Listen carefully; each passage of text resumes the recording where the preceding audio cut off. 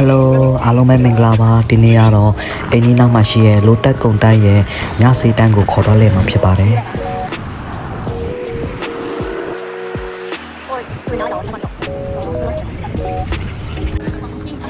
ဒီညစီတန်းကတော့တစ်ပတ်မှာ3ရက်ရှိပါတယ်စားတောက်တွေကတော့အများကြီးစုံပါပဲအေးတွေမုံတွေစုံရှိပါတယ်ခင်ဗျာဒီညစီတန်းနဲ့လမ်းဝင်လိုက်ပြီးဆိုတာနဲ့အစားတောက်နတ်တွေကမွေးလေးနဲ့ပြန်တော့မထွက်ချင်တော့ပါဘူးညစီတန်းတာပြောတာသူတို့ရောင်းတဲ့အစားတောက်တွေကိုလေသူတို့ခင်ကျင်းထားတဲ့ပုံစံအစားတရနဲ့လပပနဲ့မို့တရှင်းပုံစံနဲ့အရန်စားခြင်းစပွဲကောင်းပါလေဒီထိုင်းနိုင်ငံမှာကြတော့လေကိုချက်စားတာတဲ့ဒီလိုဝယ်စားတာပူပြီးတော့တန်နေတော့လေအရန်ရောင်းရပါတယ်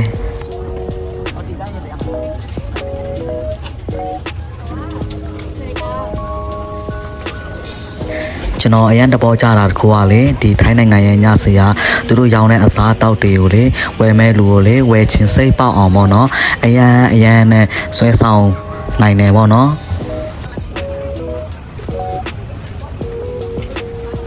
အတီးကပေါ့နော်သူတို့ရောင်းတဲ့ပစ္စည်းနဲ့ပြန်ရတဲ့အရာတာ quality က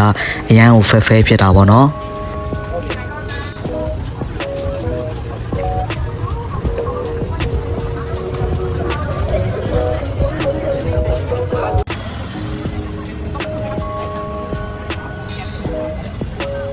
ဒါတော့ကျွန်တော်ကြိုက်ဆုံးစားတွေထဲတစ်ခုဖြစ်တဲ့ဆူရှီပါကျွန်တော်ပဲနေရာပဲရောက်ဆူရှီကတော့မစားမဖြစ်ပါပဲခင်ဗျာ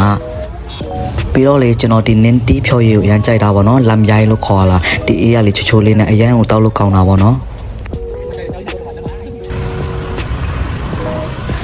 ကဲလေလို့ပတ်လို့ပြီးဆိုတော့အိမ်ပြန်လိုက်ပါအောင်မယ်နော်အဆုံးတိကြည့်ရှုပေးတဲ့အတွက်အားလုံးကိုကျေးဇူးတင်ပါတယ်ခင်ဗျာ